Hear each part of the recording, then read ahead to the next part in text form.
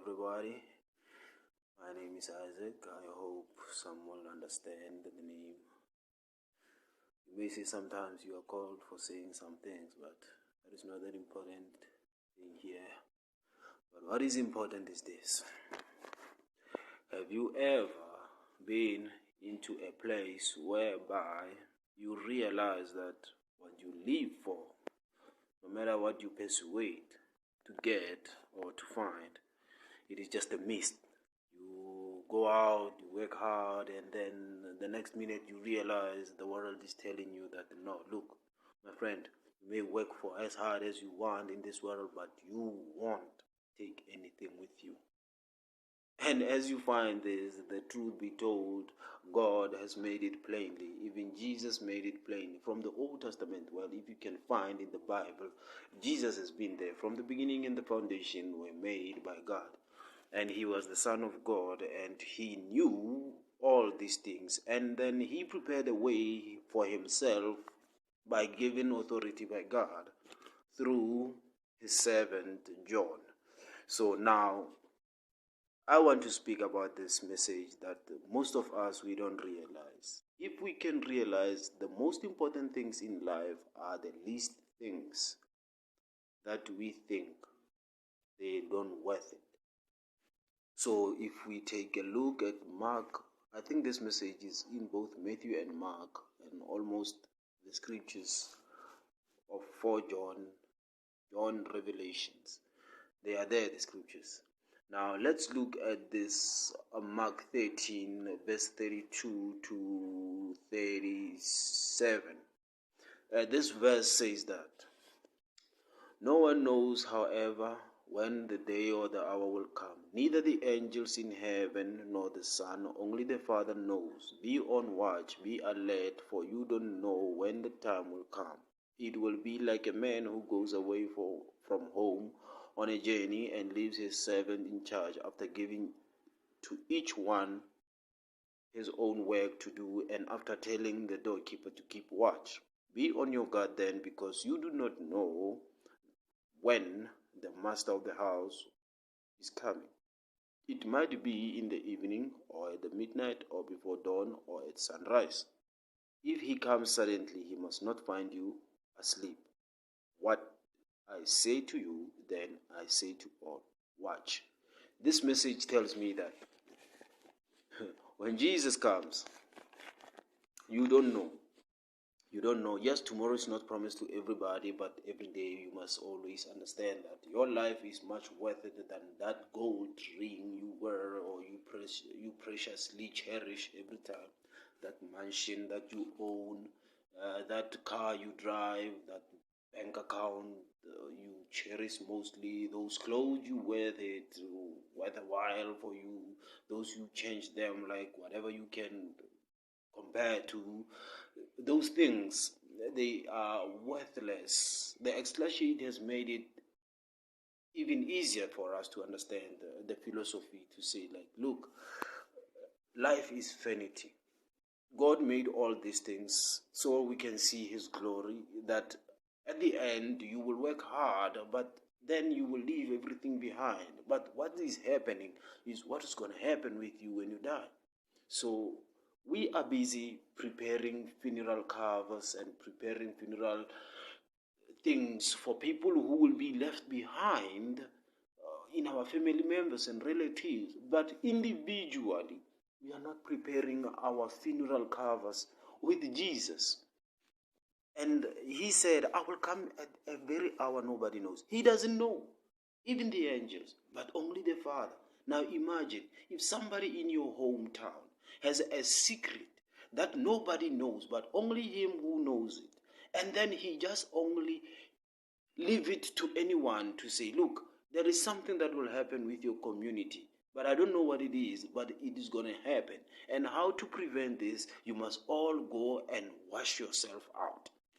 And then be prepared always that anything possible can happen at any time. And then people, I know, we are people, right? God gives us freedom, free will of thinking, free will of everything.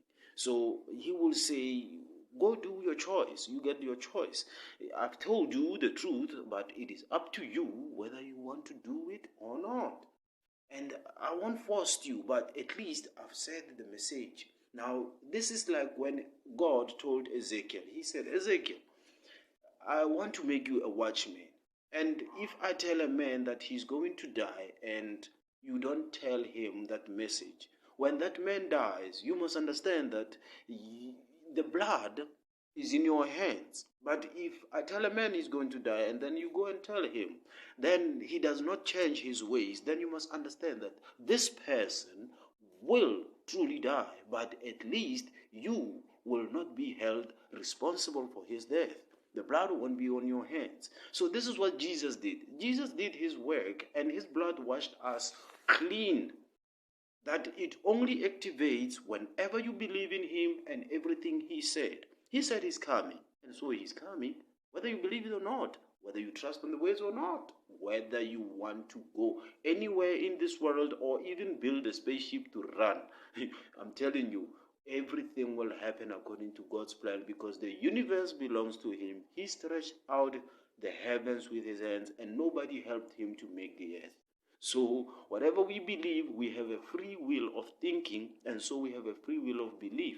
But if God, the Creator, say, this is going to happen, and he sent his only son and say, look, you all people, you have failed to come to me as clean as washed.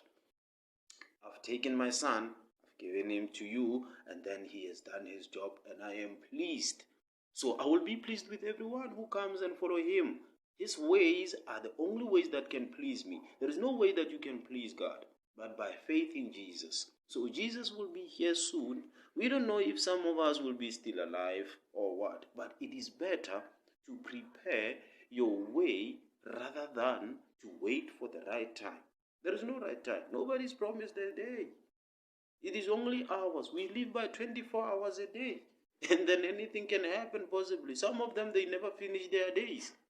You wake up in the morning, the next minute an accident happens. And then that person is dead. That person is buried next week. So nobody's promised this lifetime, especially these days. These are the last days. If we want to reconcile with the Bible clearly, these are the last days. People will be scornful. People will reject God. They will love themselves. They will do all these sorts of evil things. But out of them all, only the last word will be by God. So whatever we do, whatever you think, whatever you drink, whatever you eat, whatever you say, whatever you sleep, where you go, just think about this. When Jesus comes, will he find you asleep? Will he find you dirty? Will he find you still wicked? Will he still find you evil? But remember one thing. Every man will be followed by his deeds. Whatever you do, whether you scorn a Christian child, it doesn't matter. But those who are in faith, they know one thing.